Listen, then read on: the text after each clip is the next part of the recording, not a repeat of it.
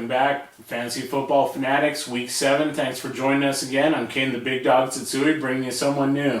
Ryan, the champ, Waltman. That's right, last year's Fantasy Football champ, Big Dog's Fantasy Football League. This is the man right here. So, thanks for joining us. Mike Carrillo got beat down by a cold this week. He's on the physically unable to perform. Ryan's jumping in for him, and you'll see him in and out too. So we'll kind of rotate in and out. As much as we'd like this to be our full-time jobs, unfortunately it's not. So let's, without further ado, go ahead and jump into last week's recap. Week 6, Colt McCoy, put him in the doghouse. Actually didn't do too bad.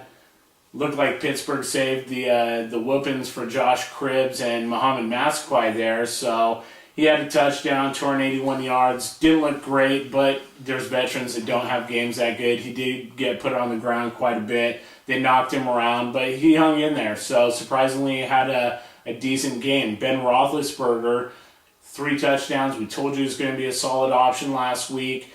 Only 1 pick. Looked very good coming out, 257 yards. Great fantasy job last week. Yeah, speaking of quarterbacks being on the ground, Jay Cutler got sacked 6 times last week. What a bum. You got to get rid of the ball, Jay. Give me a break. And on the flip side, Joe Flacco had a solid game, 285 yards and 2 touchdowns against New England. Can't complain about that. No, he looked really good, and Joseph Adai looked really good until he got hit in the other shoulder last week. Put up 128 yards, 7.5 yards per carry, and a touchdown. And my boy Thomas Jones, he was my dog last week, put up 100 yards, 5.3 a carry, 1 touchdown. Really good fantasy option last week. Looked really solid. So for sure. Look out for Chris Ivory. He came out of nowhere. He's averaging 10 yards a carry, 158 yards. Where'd that guy come from? And the bench, but he looked good doing it. For sure. And then there's Chris Johnson. He's always solid, even though he got his touchdown in garbage time. Jacksonville had nothing to offer Tennessee last week. Yeah, absolutely. It was pretty ugly. Megatron, who we didn't think was going to have anything to offer, speaking of which, came out and pulled off a 146-yard, 1 touchdown game. So he was an elite fantasy option yet again last week. And it just looks like no matter how bad Detroit plays, Megatron's a great option week in and week out. Johnny Knox, no touchdowns, but almost 120 yards, 24 yards per reception. Wow, looked great. So yeah, I can't complain about that. No. I like Brandon Marshall, 10 receptions, 127 yards. No touchdowns, but it's just a matter of time before he starts finding the end zone. Right. And also Mike Williams with Seattle making a comeback, reviving his career with his old coach Pete Carroll, also with 10 receptions, 123 yards, but no touchdowns. Yeah, Big Mike looked good. And for injuries, most of you probably know Jermichael Finley on the IR. He's done for the season, as is Indianapolis Colts elite tight end Dallas Clark. He's done for the year. Quarterback David Garrard concussed, not going to play this week. Trent Edwards, bum thumb. He's probably not going to be the starter again this week. Jacksonville looks really scary.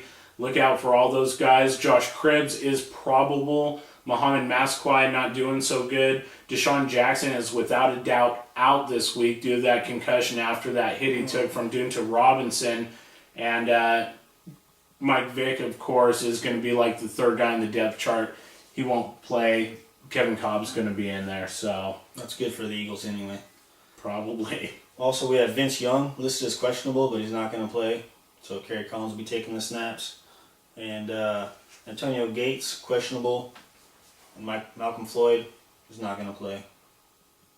Also, Nate Kading's out. Right. Eddie Royal is questionable. And we're going to jump into the ones to watch for Week 7. First game, Pittsburgh at Miami. And this is a 1 o'clock Sunday game. The Steelers are 4-1 going against the 3-2 Dolphins AFC matchup here. Big Ben looked really solid last week. He's definitely going to have a tougher matchup this week against that solid Miami defense. Miami's going to have a tough time running the ball. The Steelers are only giving up 64 yards per game on the ground.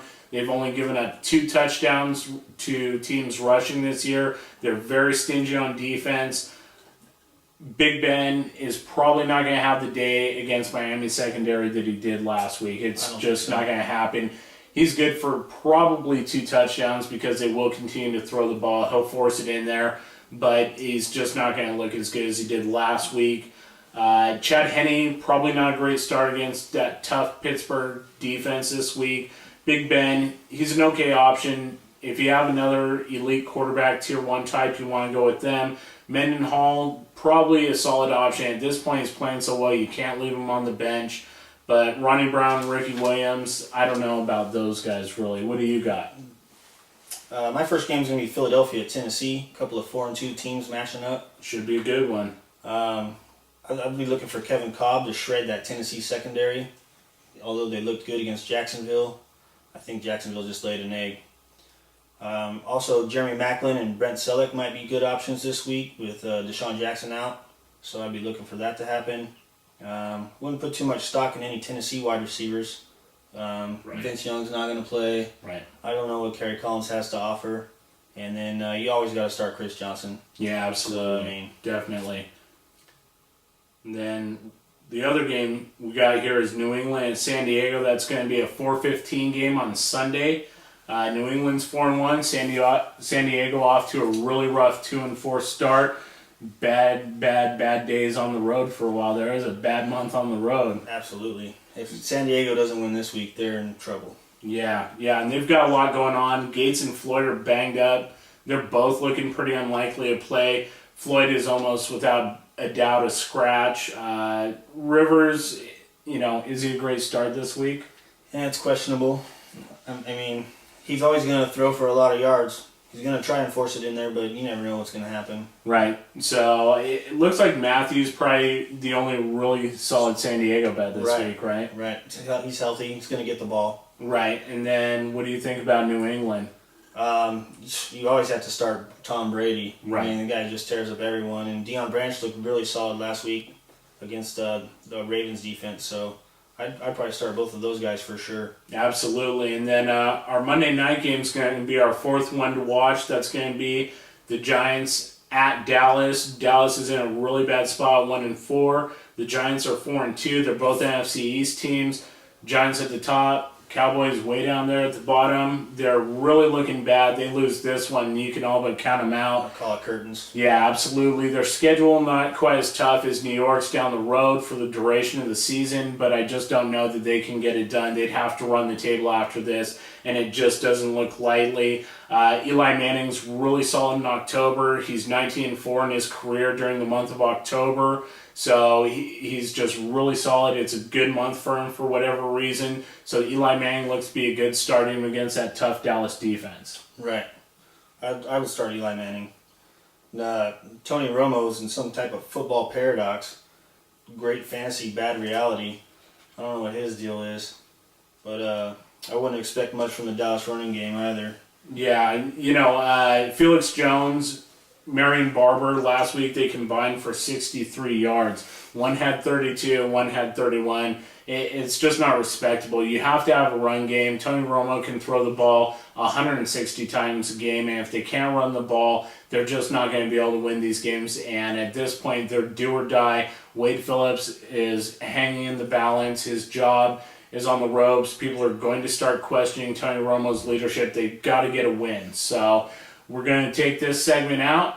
We're done here, wrapped up part 1, bringing back part 2. Don't forget to join us to get your tips and tricks on the Fantasy Scoop for week 7, and we'll see you back in just a few.